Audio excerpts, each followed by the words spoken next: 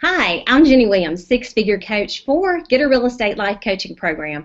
And thank you for joining our 60 Minutes to Six Figures Google Hangout. It's our first one, so we're very happy that you decided to take your time to join us today. And today's topic is what a lot of six-figure agents are facing, and that is how to keep the sale together after you've already put the work into it and finalize it.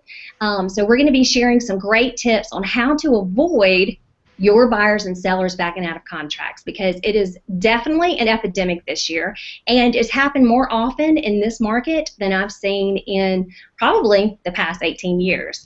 Joining us on the call today is a top agent, Josh Vernon with Remax Marketplace in Trussville, Alabama. And last year, Josh closed 55 transactions, and he has already doubled his income and closed 57 transactions year to date. I asked Josh to join this call because he is out in the marketplace working with buyers and sellers, and he has had a couple of these issues come up. He's going to be bringing tremendous value for us. Josh, welcome to the call. Thank you, Jenny. I also want to introduce Frank with Viral Marketing, because he is the marketing mind behind all of this. He puts this together, and he's going to make sure that you hanging out with us are going to get the absolute best meat that you can while you're spending time with us today. So thanks for joining us, Frank. Yeah, and if everyone's interested, if you click the Q&A, there should be a Q&A box on here. If you submit a question, we can take it, and Jenny or Josh can answer that for you using the Q&A box. So I'll be working that and moderating that, and just hopefully drilling you with some good questions to help get some great content here for the audience. So thanks for having me. Well, thank you, and I know that you bring such a different perspective because you work with top talent all across the country, and you've been seeing a lot of trends like this as well, I'm sure. So thanks for bringing your value to the call today. Thanks. I want to start with where you can find out additional information. We're going to make sure that we give you some excellent how-tos and things that you can implement today in your business. If you need more help, we are here for you. Kimberly Bibb, who is also a coach at Get a Real Estate Life, and I will be happy to set up a free call with you to give you additional information. We also have an incredible mastermind that's coming up shortly on September 2nd that you can grab a ticket to. Full day of real estate knowledge, and inspiring and motivating as well. Just go to bhammastermind.com to find out more about that. Okay, so let's first talk about, why are people backing out like crazy? Through the years, buyers, it's a very typical thing for a buyer to have buyer's remorse and, every once in a while back out of a transaction. Right, Josh? That's right. Especially a first-time home buyer, right? Absolutely. They might get a little... Right, they might get a little cold feet, or starting to feel anxious about their decision and maybe their payment. But this year, we have started seeing a new trend, and that is sellers backing out. So let's get to the buyer one in just a minute, but let's touch on the seller situation. One of our very top agents in our coaching program, who has always closes around 8 to 10 million a year. She had, for the first time ever, a seller back out of a finalized contract for her. Have you had this happen to you yet? Well, I've actually had a seller try as of a couple of weeks ago for the first time ever.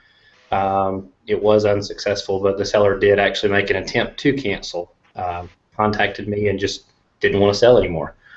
And we were 3 or I think 4 days from closing when he contacted me. This is after the contract has been signed, and you legally have to sell it, don't you? Yeah, basically. So he contacted me and just said he wanted out, do my thing, and just kind of let me have it. So how did you handle it? Well, of course, I contacted the buyer, who actually did not have a realtor representing them. They were a buyer who came to us, did not want representation, wanted to handle it themselves. So it was actually a unique thing anyway.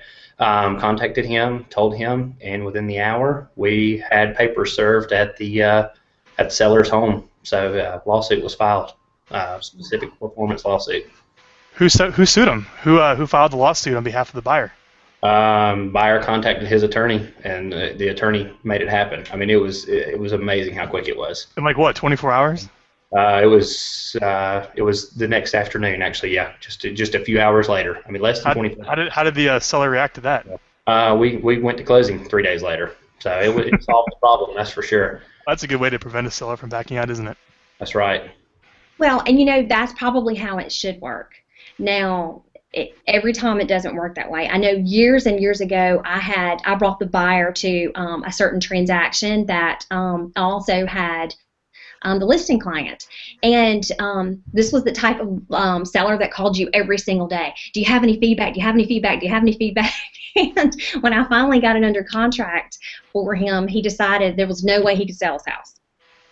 And so he ended up having to, one, pay the full real estate commission, because if you'll take a look at what you are getting your seller to sign, it says that the seller owes the brokerage company a commission whenever they produce a ready, willing, and able buyer that's acceptable to the seller. Well, that is what a finalized contract is. It doesn't say anything about actually closing the property. So now every broker works differently, and for you hanging out, you want to talk to your broker about that if you get into this situation. And if you're out there selling a lot, you're going to see the situation happen this year. So definitely don't be surprised by it. And we're going to talk about a couple of reasons for that. But this one particular seller not only paid the full fee and paid all of the buyer's expenses as well, that the buyer had to invest to actually purchase the property and couldn't. No lawsuits were filed, but this is a typical scenario of what happens. And the agent I was telling you that recently happened to them, very expensive house as well, prestigious neighborhood. They just decided that they made a mistake they didn't want to sell. And so you got out of it. The buyer didn't then push legally to take over the property. They said, okay, as long as you pay my expenses, I'm cool with it. The buyer accepted that? Well, that was nice, because they could have taken it a step further and sued like the other buyer did. Yes, they could. And so could the real estate companies. Interesting. So, yeah. How much was the commission that the seller paid to get out of it? Now, on this situation, the seller didn't. The agent chose not to collect. But you were probably looking at somewhere close to a $20,000 commission. And they got to come with cash for that because they didn't sell the house. Right. Yeah. Right. And so sellers really need to know and have those expectations up front. Now, let's talk about what happens if for some reason you enter into a contract and you want to get out of it. Okay, so as an agent, I'm begging you to have that conversation with both your buyers and your sellers, because they need to know, one, the legal ramifications. You talk about having a bad taste in your mouth for the real estate industry is when somebody gets themselves in that situation. So make sure you go over in detail what they're signing and agreeing to right up front. Is that different for every state or every brokerage? I mean, what are the differences in those contracts? Well, basically they're going to be the same, but every state will look at it differently. So not all the wording is going to be correct, and the process is not always exactly the same for every state. Okay. But generally, when you enter into a contract, it means the same thing. It means, okay, I've agreed to move forward, right? If I was your seller, what would be the expectations you would tell me? So if I wanted to hire you right now, what would you say expectations-wise so I know what I'm getting myself into at the contract? Well, and you know what? A lot of agents never discuss this because they never expect it to happen. They think that, okay, if somebody calls me as a seller and asks me to come to their house to give a price, then they definitely want to sell. So part of our job, part of my job, Frank, would be saying, okay, I need to find out what your motivation is. Why are you really wanting to sell this house? What is your goal? Not your logical goal. What is your emotional goal? So you're not going to tell me right out of that. You may not even know what your emotional reasons are for selling this house. Okay? You may have just had this conversation with your spouse or your children or yourself and said, yeah, that sounds like a good idea. My job as an agent is to find out the real reason. What is driving you behind wanting to do this? And tapping into that. Then I can give you the expectations of, what's going to happen, the entire process. Not only do we need to go over, marketing stuff, we need to go over what signing that listing agreement means and what signing a contract means whenever you enter into one with a buyer. Okay, good. How do you, let's talk about buyers then. Yeah, let's talk about buyers. Josh, have you had any this year that have wanted to back out? Oh yeah, we actually, the most recent one we had was due to a home inspection actually, and that seems to be probably our most common reason for a buyer wanting to back out these days. But price sometimes draws people to want to back out. I've seen them recently. A new house pop up on the market, and they decide they want to go look at that one after they're already under contract, and then fall in love with that house and want to flip. So I've seen a lot of crazy things this year, but home inspection has definitely been what's really hurt us the most this year. If you put a home inspection there, can anyone back out for home inspection reasons? Like, oh, they inspected it and there was a bug in there, I can get on my contract. Well, is there a limit? Is there a limit to what that clause allows you to back out of because of? It's funny you say that, Frank, because the most recent one was a snake in the attic. That's what caused her want to back out. So, well, can you back out because of that? It wasn't a bug; it was a snake. So, yes, you can back out. You can for any reason. See, I always want to work into my contracts, subject to my dog liking it. So, it gives me any reason possible, which really you can do, can't you? Like the subject to clause. Yes, you can. Hey, I know lots of agents who say, just bring the dog with us. Really, seriously. But no, it can be for any reason. Josh is definitely right about that. If somebody feels uncomfortable, as long as it's within the time frames of the inspection period, then it could be for any reason. And that's not uncommon for a home inspection. And that's kind of actually more of a reasonable situation to back out of a contract. Would I get all my deposit money back if I backed out because of the home inspection? Well, it depends on what state you're in. But in the state of Alabama, most of our clients have to, all parties have to sign a mutual release. So in theory, you could get that back, but all parties have to sign a mutual release before any earnest money can be returned. Okay. It could be at risk. But, okay, let's talk about that because that is number one, right, of why buyers end up backing out, right, Josh? I would say so, yeah. Okay, so how do we combat that? One of the best ways that we can take care of that situation is right up front in a proper buyer's consultation, we give them a copy of somebody's home inspection. And we black out the address, we black out the names on it, and we say, okay, this is what it's going to look like. It's this thick, and it is going to have a lot of problems. And by the way, this is one of the best home inspections I personally have ever seen. So that they'll have that expectation. They'll know how scary some of these things are. We'll go through and address, now look, this is very typical that there are hairline cracks in the driveway or in the foundation. Okay, this is another typical thing, and kind of go through what we normally see on a lot of situations out there, and then go ahead and say where we want to make sure that you're protected or any kind of foundation issues that could come up, right? Any kind of severe aging of a roof, and go over those things up front before they step into any house, okay? Then the next thing to do is, again, find that emotional reason of why they're buying. Because if you can create that emotional connection, you're not going to stop people from buying the worst house on the market.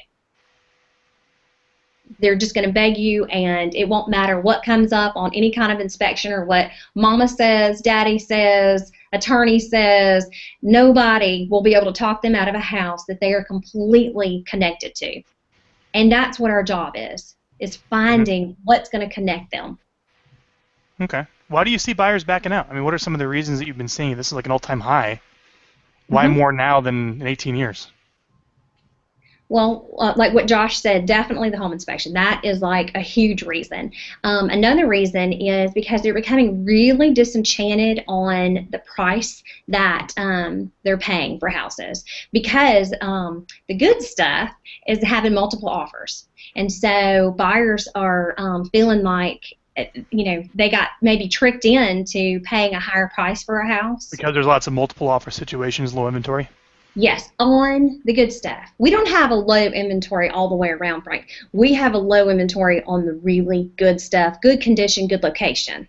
Sure. So there's a lot of stuff out there that nobody wants, or that the seller just has to price it too high, that a buyer just isn't willing to pay. But on the ones that are priced right, I mean, would you agree with this, Josh? Oh, yeah, definitely. I agree. Okay, so people are going in, they're paying a higher price, and then, when you don't have a good feeling about something that you won, you feel like maybe you were pushed into it or forced into it because it didn't meet your expectation. A lot of buyers are thinking they can come in the market and just steal it. Well, we'll just make an offer on, 50% of what the list price is. I mean, they can always counter back. Well, that's not happening on the good stuff. A lot of times they're having to pay over asking price to win the house. So then any tiny little thing that comes up, whether it's home inspection or whether, your rate just bumped up on your mortgage and your payment's going to be $5 more, any tiny little thing, buyers are feeling like it's a sign. That it makes sense because they're getting bid up on the back end. I thought they can get it for less. Right. Yeah. So they feel a little bit disenchanted, I feel, because they're paying a little bit higher than they really expected they were going to have to. So they're looking for any little thing that pops up to, kind of give them a reason to step out and to back out. But if you had that subject to clause as a buyer, I mean, I would think it would be a lot easier for a buyer to back out than a seller once the contract is signed. It's a lot easier and it's a lot more common. Yeah. Because really, even though in Alabama we're a caveat emptor state, it's a buyer beware state, but so much of the process is in the buyer's favor because the buyer does have time to check things out. The buyer has, all the process is in a buyer's favor, and not so much the seller, because buyers can back out for several different reasons, lose valuable marketing time, and a lot of times they're never compensated for that. How do you handle financing falling through on the buyer side? Well, and Josh knows this very well. How many did you have last week, Josh, that fell through because of financing issues? I had 4. In a week? 4 in one day. On one day? Was it the last day of the month? Did the mortgage? What happened? Thursday was a rough day. We'll put it that way. I mean, how do 4 financing things? Did the mortgage market change? What happened? That's the question I'm asking myself and everyone else involved. It was a crazy day. But we saw just 4 of them. I was getting contacted all day long, them just calling and saying, hey, things didn't work out like we thought they did. I'll send you a release. I mean, I figure if I was a buyer and I literally showed up to closing and my financing fell through at closing before they wired the money, I still wouldn't be obligated to buy the house, would I? No. Yeah. So it is a lot easier for a buyer to get out. It is, unfortunately. Yeah. But it's kind of set up that way too to kind of protect them. However, that's another tip. Josh, were all these the same lenders? Oh no, everyone was a different lender, and I've actually got 2 of the 4 currently working with a lender that I know now.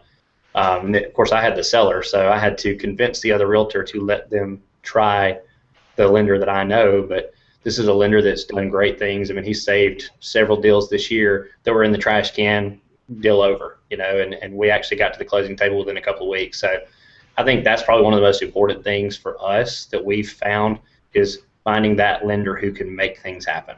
And he's done a great job for us. And so, like I say, 2 of the 4 are over working with him now. I'm still working on the other 2, trying to get them to talk to him and have a conversation. But I think once you've been turned down, it's so tough to convince that buyer, give it one more shot because they put all their effort and all they have into it, and then to get that news is so discouraging. So it's really tough to convince them to give it a second try because some of them this might even be their second try, and I'm convincing them to have a third try. So Right. That's the hard thing, but really that's been a huge thing for us is having a lender who can make things happen sometimes, and sometimes he can't, but it's really helped on the ones that he can. Well, and being honest about it, because so many of the lenders will have, I made this joke yesterday. Sure, everything is going great, even though I have 3 pages of exceptions of why it's not going to work, just because they're so optimistic and they want to impress you and do a good job for you that they're telling you it's going to be okay, and at the last minute it's not. And I want to let anyone know, if you have any questions, go ahead and type in the Q&A box for the audience. And we're happy to answer them for you if you have any questions revolving around, how to prevent a buyer or seller backing out of a contract. There's a Q&A app here right on the Google Hangout. One of the tips about that also, Josh, like what you said, work with a lender that you trust and that you know. And a lot of times it's hard when you're co-oping and you want to welcome co-ops and work with other great agents, but they may be working with lenders that you don't trust. So you can't always control that side of it. When you are representing a buyer, though, after you do that buyer consultation, you want to get with your trusted lender and you want to get that full credit approval, where the only thing that you have left to do is the appraisal. That way, a lot of the problems with financing will be completely avoided. Now, of course, we have those buyers, right, that will at the last minute buy a whole room or a whole house full of furniture, even though everybody told them not to. That happens sometimes. Or, hey, look at my new car that's going to go in my new driveway. Well, no, it's not. So we're going to have those things happen and pop up. But if we're really trying to avoid contracts from falling apart, go ahead and get them completely credit approved before you show any house. That'll eliminate a lot of the headache and the hard work as well. Cool. Any tips, Josh, maybe you can share on other strategies you've done that you think would be helpful to prevent a buyer or seller from backing out of a contract? Well, outside of the financing aspect of it, I think the best thing that we've done is the upfront work. Going ahead and setting expectations up front. Like Jenny said, talking about the home inspection. I mean, at this point, we've seen hundreds of home inspections. We know what is in 9 out of 10 of them. So I try to go ahead and tell buyers up front, hey, this is what to expect. I try to go ahead and tell sellers up front, this is what to go ahead and expect. If we set their expectations up front, hopefully we've set their expectations too high, and actually the requests come in lower than we think they're going to. That's always a good thing for any transaction, but just trying to go ahead and let them know what to expect, and just I would say communication is going to be key. Telling them when the appraisal should be happening, what to expect from the appraisal. Just all these different things because you got 100 moving parts that you got to make everything get to the same point at the same time in about a month. And going ahead and preparing the buyer and the seller to know what to expect has really been the biggest thing. So I would say basically communication, just constant communication with that person. Well, and the appraisal issue is huge because just like home inspections, I mean, we had one of our clients last week had 2 fall apart because of a low appraisal. So that's definitely still an issue. Even though the market has been crazy busy, it hasn't necessarily increased a whole lot in value and appreciation. So we're still having to deal with a lot. Once we get through the home inspection hoops, right, Josh, then you have to deal with appraisal issues. So nothing you can't handle. One of the reasons, too, that we touched on a tiny bit that sellers are wanting to back out of houses is because they feel like they don't have a place to go to. Because of that issue, Frank, you kind of brought it up, that the good shortage, the houses that are really good. They want to sell their house, and then when they actually get to the end, they start looking to buy, like, don't like the options that are available to me to get in a multiple offer situation and pay more than I thought. Yeah. Right. I was talking to Gusty Gullis, who is one of the largest teams in Birmingham, and they've closed, I think, 111 transactions this year. And one of the struggles that he said their team is having is they're having to put tons of people in short-term rentals that they've never had to do before because there's no place for people to go to buy. And again, it's the good stuff. There's a lot of stuff on the market, but it's the good stuff. So whenever a seller gets real excited, they've got theirs under contract, and probably a little disenchanted there because they thought maybe they could sell for more, then they start looking where they're going to go.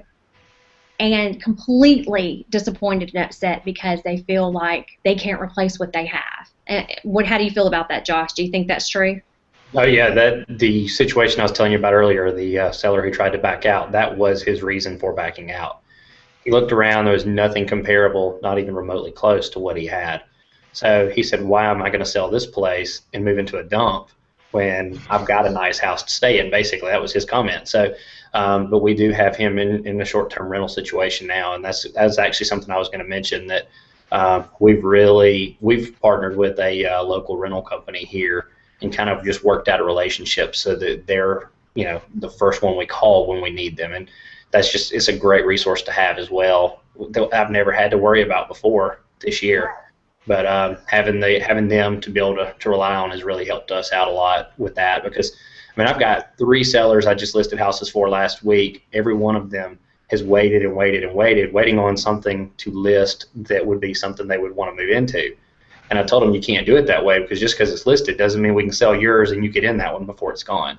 So they finally went ahead and put their house on the market on the risk and hope that we sell it and can find them something, or I've finally made them understand I can find you a rental.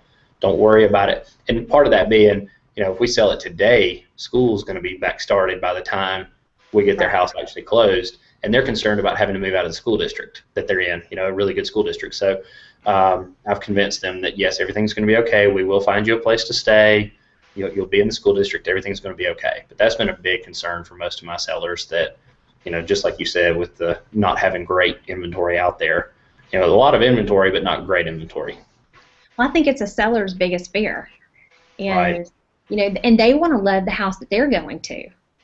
So, a great way to implement on your next listing appointment, and not necessarily you, Josh, because I know you do this, is to go ahead and show them what's available and wherever it is that they're going. So we can take that piece of it and give them, take that piece off their shoulders and give them some piece about, possibilities that they can go to. Because it's that catch-22. I can't move to the house I really want to go to unless I sell mine, but I want to know where I'm going to before I sell it. Do you have sellers that maybe take the risk of buying a house before their current one is sold? Are there sellers that do that? Oh, absolutely. Josh, do you have those right now? Oh yeah, absolutely. How's that deal different than your typical deal? I see that one be much more motivated to sell. Is that someone's in best interest? I guess it depends. It depends on the situation, definitely. Sometimes it depends on the house I want to sell. Some houses show better empty. Some houses show better furnished. It really, every situation's different. But yeah, we do have that from time to time, and it probably puts a lot less pressure on us on the buy side, but it puts more pressure on the sell side then, because once they get in, like Jenny said earlier, they're going to be calling every day, wanting to know what's going on. I've got 2 mortgages I got to pay for. What are you doing to get out of the second one? But, Frank, you're so good.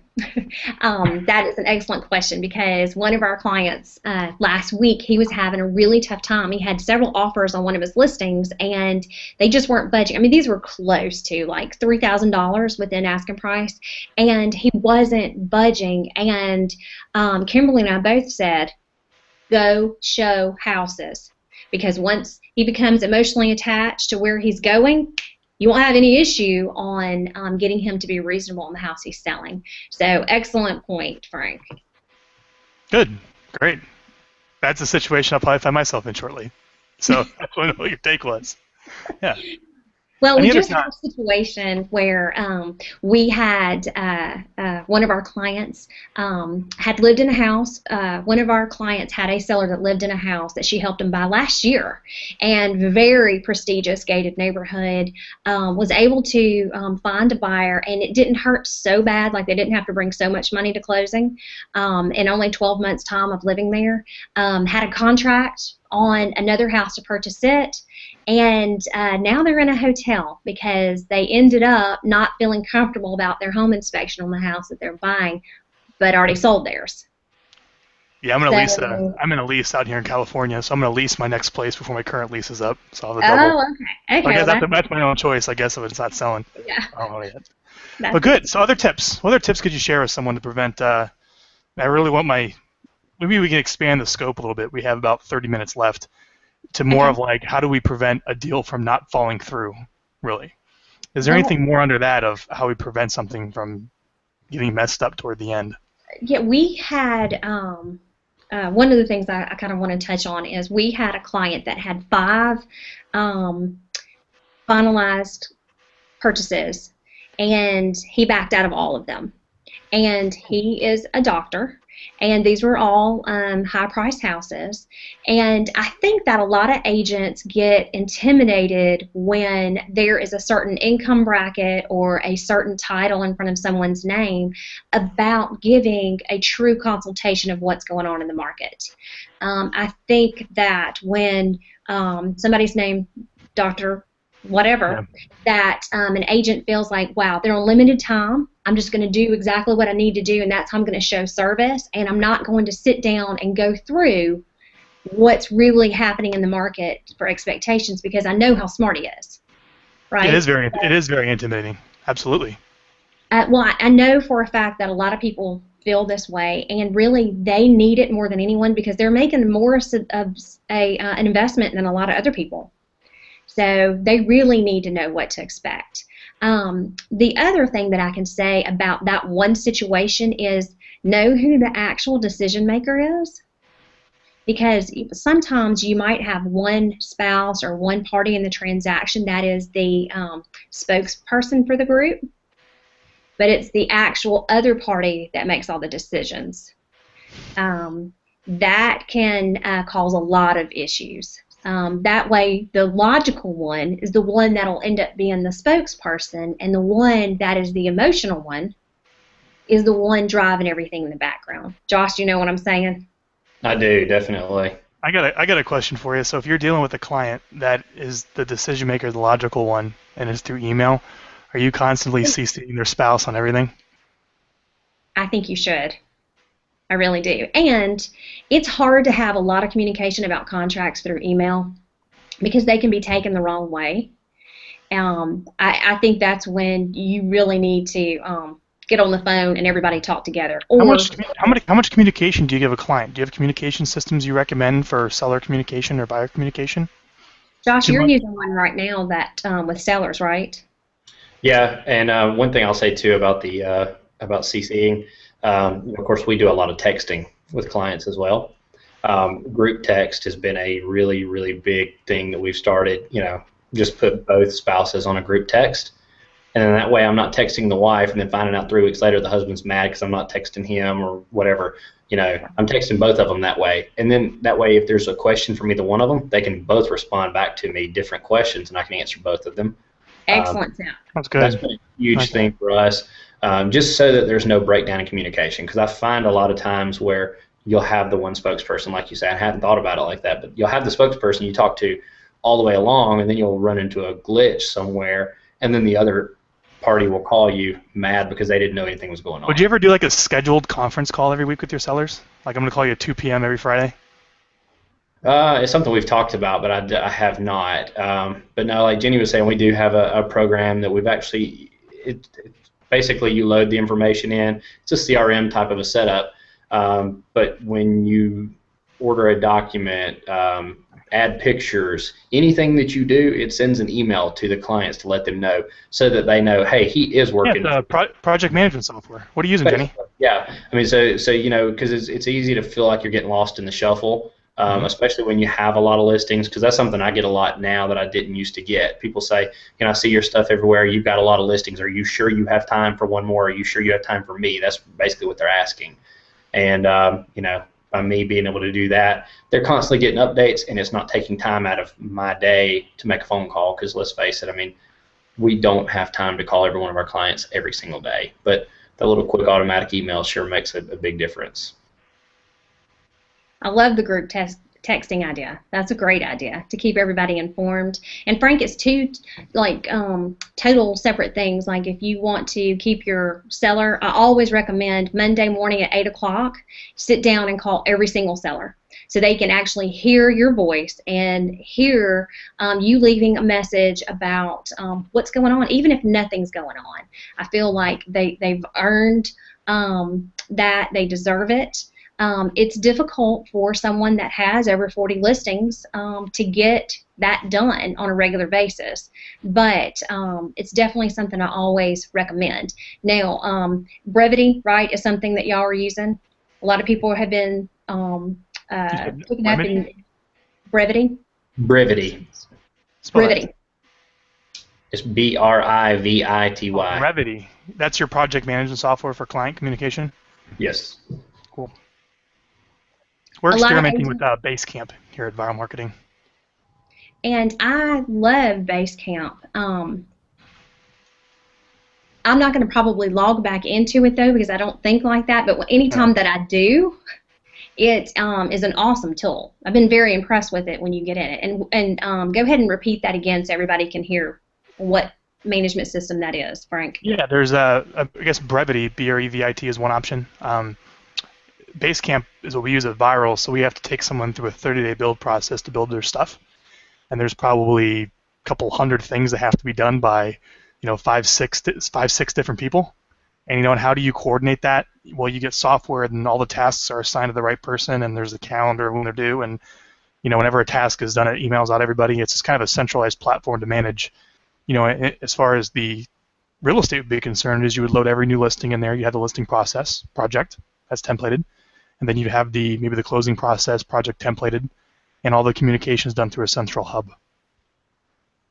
Right, and you can assign it to different people. Yeah, and the client too. So you'd assign get us the garage door code would be a task that would be required of the client, or get rid of all the family pictures or whatever that has to be done. That'd be a task assigned to the client. Right. So you could take your marketing plan, and you could also take your follow-up plan and your contract to close, and put it into Basecamp and make it work. Yeah, and I think a lot of people on that topic is they try to do that through. First off, they don't have the checklist. So before you even get the software, you need the checklist of actually what the process is. Right, and we've got several checklists that we use. Yeah, and then when you load it in, a lot of people try to do it through their CRM. They try to do it maybe through their top producer or through something else. Right. And generally, those are more contact management marketing softwares. They're not necessarily project management. For that type of stuff, you want specific project management software, at least what I would think. And Basecamp or Brevity is something you can look into, because client communication goes down to preventing people from backing out of contracts. Right. Very important. Yep.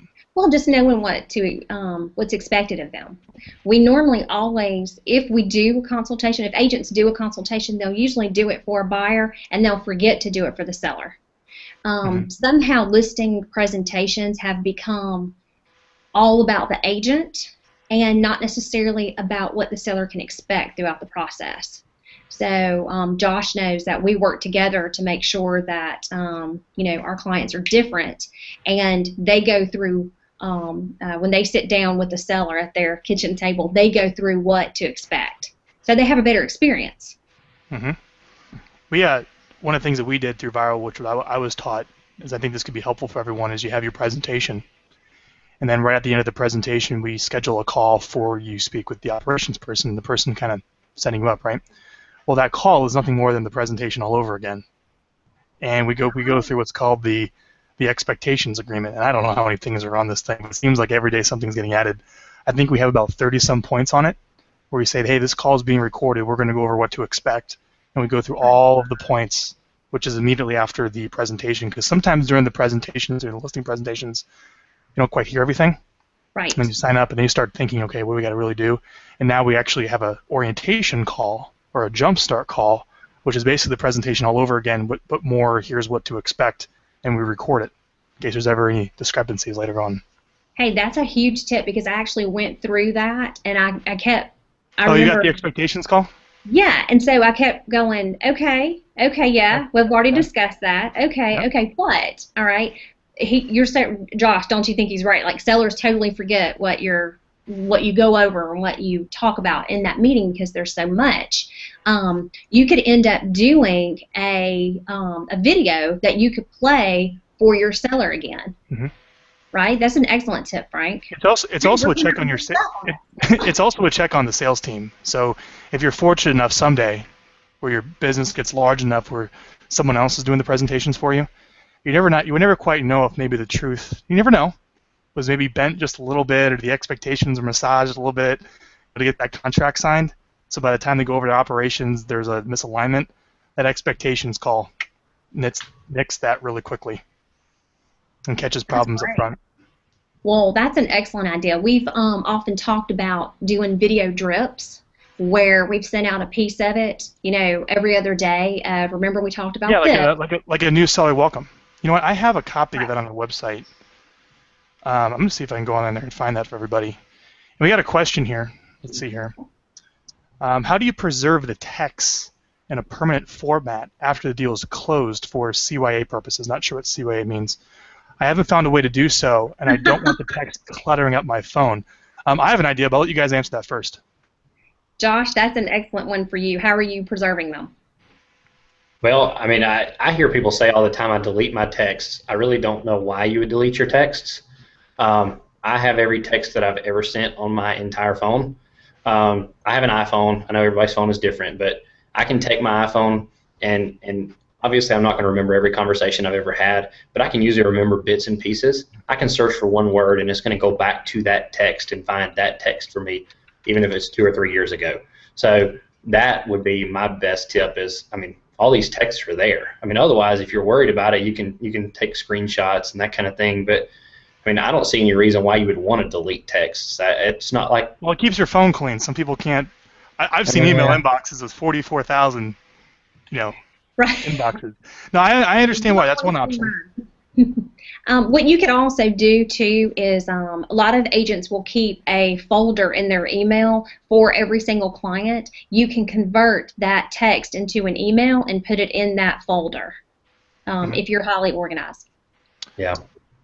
And I also use a software called Evernote, which is an online file software, and I have used that before as well. You can email into Evernote, and that's also been something I've used. But to me, the text is I don't know why you want to delete it, but that's just my thought. Well, just in case something happens to your phone, like my husband accidentally washed my son's in the washing machine the other day. So I actually deal with this a lot. We have a lot of one of the challenges with client communication is you want to make sure that you can prove that you are communicating with the person trying to get a hold of them, right? So what we do is if you look at my phone, I don't know if you can see it. Do you see the 1,060 or 90 things under Google Voice? Yes. Right there in the middle. What you can do is you can actually text. Hang on here. You can actually send a text through Google Voice on your phone. So it comes through your Google Voice number. So you actually have the app, and you can actually text into Google Voice, and then Google will log it all as Gmail's archives. Oh, so awesome. We use Google Voice a lot, too. Yeah, so you can actually text through Google Voice through your Google Voice number on your phone, which is kind of cool, and then it just logs everything forever. And it's not like on your phone, So you can tell people for clients, work with me through my Google Voice number is one option. And Rachel wants to know when did you drop your phone in the toilet? iCloud backup, I would think. iCloud, yeah. That's iCloud or iCloud backup, or get your phone to sync with Google. Syncs everything. Or, like I said, for your texts, I don't know if texts are backed up through iCloud or not, but maybe they are. Yeah, I washed my phone in the washer about 3 weeks ago, the same as Jenny's husband. Okay, so, there you go, Josh.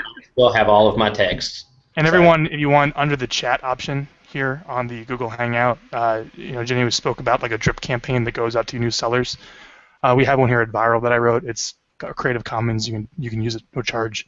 There's a link in the Hangout there where you can get a drip that goes out to your seller for the first 3 days. It sets expectations. You're going to want to edit it and change it because that's kind of based upon what a lot of the top agents are doing for expectations, but it may not be exactly your process. So you can check those emails there for you if you'd like. Awesome.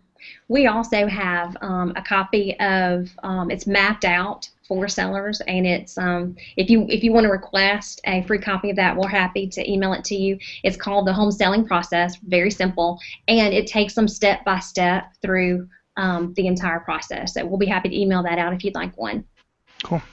What other things that you're doing? So obviously, you have the setting expectations and what do you have to say to the client and come with lots of value that you're the expert and tell them what they really need to know and not be necessarily intimidated by a title or someone's status. Client communication we spoke about. Mm-hmm. Other things that you think of that would make sure a seller or buyer, the deal doesn't fall through. Have you ever read the book, The Question Behind the Question, the QBQ? I have not. Tell us about it. Okay, there you go. There's your 20-minute read for the week, Frank. The question behind the question, because it's the question that enlightens, not the answer. Yes, it's not necessarily, I don't have to tell you that I'm the expert. I want to hear from you what your struggle is so that I can help you with it. One, and I mentioned this earlier, is finding that emotional goal. And the question behind the question is all about personal accountability and asking the right questions of your clients so that you can pull that out of them. You know, why is it important for you to move within a certain deadline right now? Why is that school district important to you? Do you have a list of all those questions, Jenny? Like, No. Is there a way where someone can go get a master list of like every question you could possibly ask a buyer or seller? Well, we should hold a webinar. We should hold a hangout just on that. Oh, we could do, yeah, definitely a hangout just on that. First, I would say read the book. Read the QBQ. It's only about a 20-25-minute read, and for those of you who hate to read, he also has it on audio so that you can listen to it over and over. But he teaches you how to not ask, okay, so you want to move, what price range are you in, right? That would be like a typical agent scenario. No, okay, great, so you want to move. Tell me why you want to move. Why now do you want to move? Okay, and then why is that important to you to move within this, certain time frame? And whenever they have an answer there, you want to say, push it again. Okay, and that's important to you. Why? Mm-hmm. And that way you're getting, through those layers, not making it, because again, a house is not a logical purchase. A house is a very emotional purchase. So you have to get to the emotions. And if it is, and you can do that without being somebody's best friend, or you can lead them to their emotional discovery by working the question behind the question. Cool. We had a question here that, what's the website for Brevity or the other project management software? So Stephanie, it's basecamp.com for Basecamp. That's probably one of the most popular. It's used by all the big Fortune 500 huge company. Brevity I've never heard of. Where can someone go to get that, Josh? I think it's just brevity.com, and it's ERIVITY.com. I think is what you do for that. Wonderful. Cool. Jenny, I wanted to add a comment on there. We when someone comes for us, I put together a questionnaire so I get to know someone's business. Right. And the question is, of all the questions I can ask them about the business, what do I put at the very top? What's the number one question? And I really thought about this. What's the first question I ask someone, when they call up and ask about needing help with their business? And the very first question I ask, and this opens a whole can of worms. And I usually people don't give me the answer, is I ask them, why did you start your business? Very first question. Sometimes I only get an answer, and sometimes I get a 20-minute answer. So it's they may the not. why. The why is a great question. Is to is. open up everything with. It starts with why. I think there's a book called "It Starts with Why" that you can get. Oh, good. Okay, so that's another good read. But it is all those emotional reasons. Like when you're talking to a seller, why is it that you're wanting to move? What is going on in your life right now that makes you want to leave this space? And why is the next space so important to you? What does it look like? What do you have in your head about where you're going next? And oftentimes it's going to be because of a need to feel a certain way. But nobody's going to come up to you and say, hey, Josh, can you help me sell this house? I have a need to feel debt-free.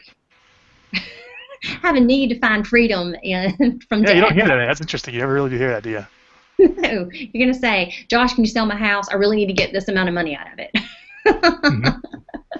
Right. Do you guys ever have a, getting an attorney involved? Let's talk maybe about like legal, if we know anything much about that. I know we're not attorneys, but do we know anything legally when it comes to a buyer or seller backing out of a contract, and what maybe legal guidance or opinion in some way we can guide someone to what they need to know about that? Well, the first step you go to, the first person you go to is your broker. So you go to your broker in your office, and then the broker will try to do what he or she can to alleviate all the legal issues.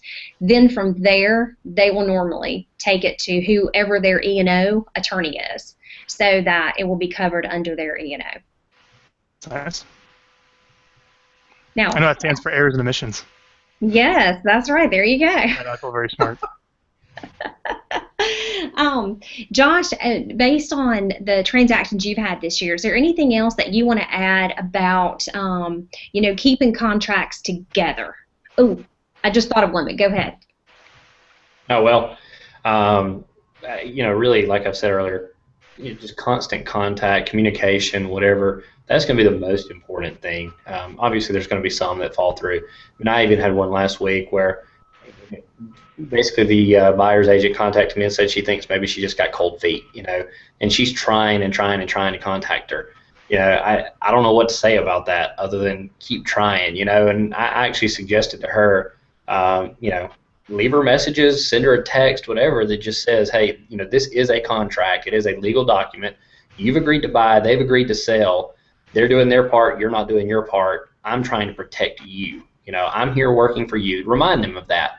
They need to know you're on their side. Obviously, if you come at them and say, hey, you're going to get sued, they're not going to be real happy with you probably.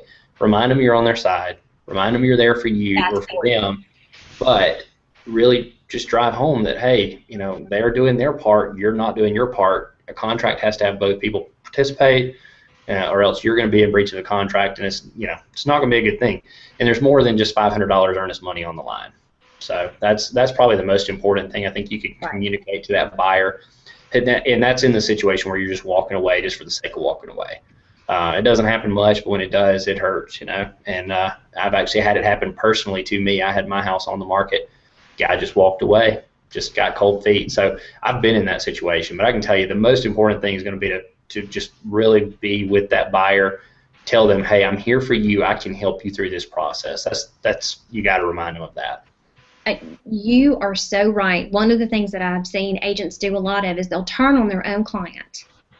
And sometimes they don't mean to or know how they're sounding, but I don't know if it is the dollars that they're thinking that they've already lost or are at risk, and they'll say, you will close on this house, or they'll start talking against their client and making them feel like they're not on their side. So thank you for saying that. Take the dollar signs out of your eyes and make sure that you're in it for your client, not in it for, the money on the other side. Of course, we all work for money, but you want to make sure that you don't talk against your client.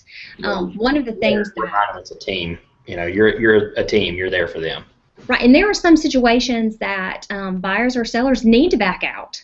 Sometimes there are very rational, very logical reasons that we probably even would advise a buyer or seller to back out of a situation.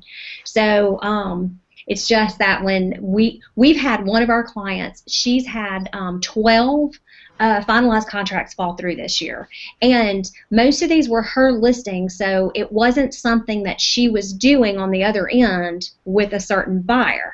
And that is the whole reason for this call. I'm just seeing this as a trend that is coming up like crazy, and we've got to get agents educated on how to prepare their clients for moving forward on a purchase. But one of the things I wanted to say is get your client emotionally connected and not emotionally charged. Now, people who are in real estate or attracted to selling real estate are usually very emotional people.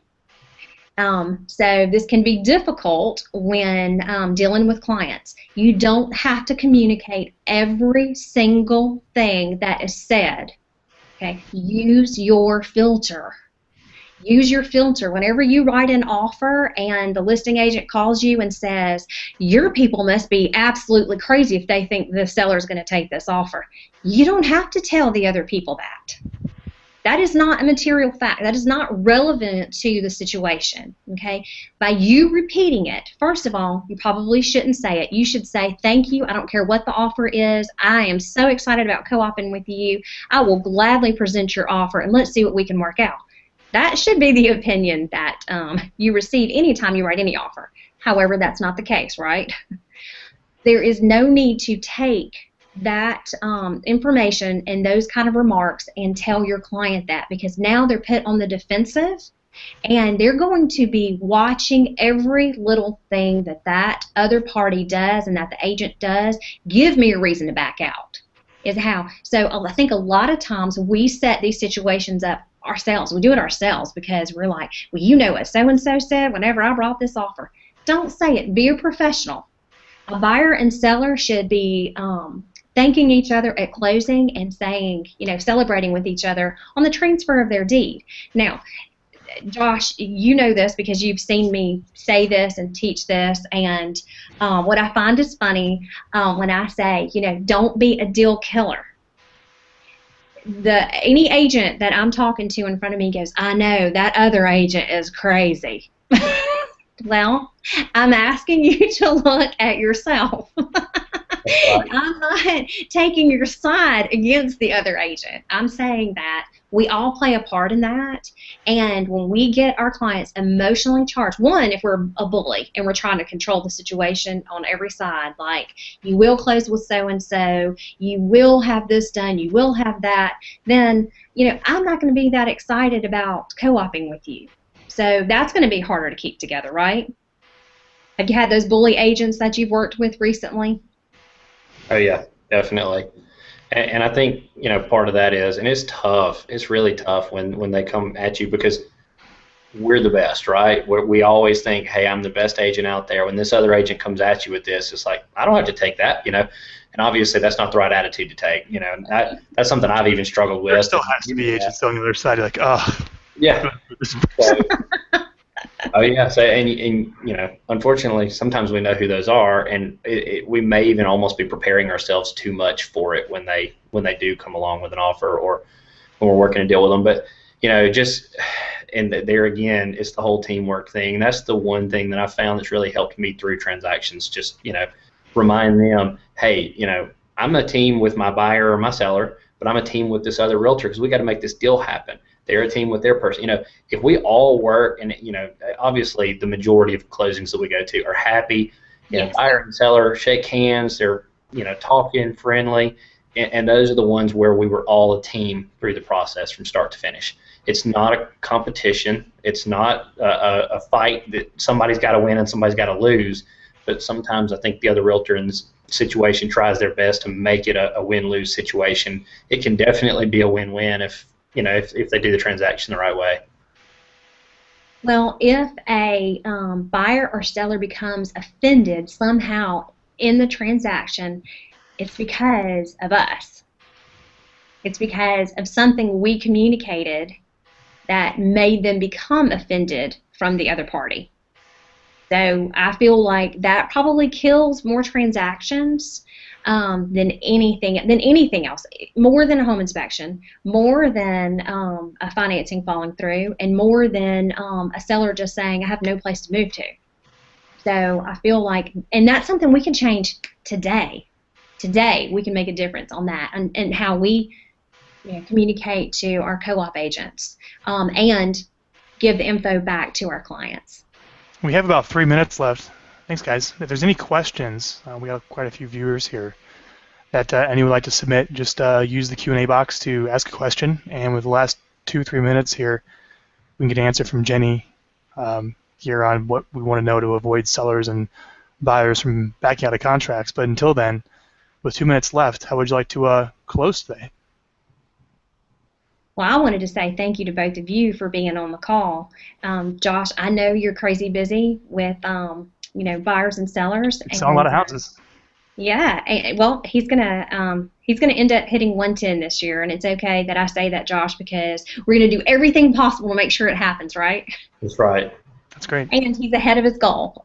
So, and Frank, you too, I appreciate you being on here. This is such an important topic. One way to get to 6 figures is actually being able to close on the transactions you write. So if you don't want to spend a lot of time duplicating your work, then put all the prep and all the points that we went over today in doing it right before you write your next offer so you can keep your contracts together. And Rachel, here you have a question. Frank, you were going to offer a checklist to us. How do we get it? I'm not sure which checklist. I think that Jenny, what she's referring to is the listing and closing checklist that maybe you would Rachel. put into the project management. I'm happy to get that to you, Rachel. Yeah, just go ahead and message Jenny. Jenny, how would someone get a hold of you directly? Okay. You can email me at genny@getterrealestatelife.com. Mm-hmm. And then, Rachel, if you were thinking about maybe some of the drip campaigns that you can send out is if you go to our website, getvyral.com, GETVYRAL, click the campaigns tab, and you'll see a bunch of pre-written drip campaigns for buyers and new clients that you can have emails drip out. If you're interested, we can help you get those in place. But at least the content's free, and you can see it up there, what we've written that we know works really well. One more question here. Being in a tourist market, this is from Shirley, being in a tourist market, I try to pre-qualify over the phone prior to showing. Then I show the property. They ask questions at the showing, and we get quickly back to them, but no response, text, voicemail, email. It's very frustrating. What do you say for a call to action? Maybe how do you deal with someone that doesn't respond to you, I guess? Okay, being in a tourist market is extremely difficult because you probably have a ton of looky-loos that are just, there on vacation and want to get into. Need the tax write-off of saying they looked at property? Yeah, I've done right? that. So, wow, I want to see how much that might cost, right? And you never have any intention. So I can imagine the frustration. In fact, we work with an agent right now who is in a tourist market. And what I can say is don't do a lot of the questions on the phone. Do what you can to have a professional consultation up front before you let them in any house. You still want to make the connection. And you maybe want to grab a quick cup of coffee, get your consultation down to maybe 20 minutes so that you can weed through all of that. If they're going to show up for a consultation with you, they're going to be serious. If you meet them at a house, they could do this all day. It's fun for them. Yeah, I think what you see a lot of trends of is when someone calls to see a property, you drive them to a consult in your office first. Yeah. Before you show the property, is what you're saying? Absolutely. Maybe grab some coffee with them versus going straight to the house. Then you're just a commodity. Yes, and be very clear with that. Don't do the bait and switch sell. Do the I'm excited to show you houses today. I'm available for a 30-minute consult so that we can talk about really what you need to see while you're here because you have such limited time. Great. Well, that's all the time we have for everyone today. Shirley, thanks for submitting your question, and we can kind of keep the conversation going in the comments section here of the on-air Hangout. So if you leave a comment here, it may not come up obviously as a Q&A since we're not live, but it's something Jenny would get an email whenever there's a comment submitted, and she'd be happy to reply back to you here on the comments wall. So everyone, thanks for attending, and we'll be doing these once a month, right, Jenny? Yes. 60 Minutes to Six Figures is going to be on the second Monday at 1 Central. Every single month, and we look forward to sharing all kind of fun topics with you. If you get a chance, go to bhammastermind.com and get a ticket for our upcoming mastermind. Frank is actually going to be sponsoring that event as well. I'm going to be sharing to you what an awesome marketing mind he has while we're there. So hope you'll grab a ticket and join us. All right, Josh, and thank you very much for being on the call too. We appreciate it, buddy. Thank you. Thanks so much.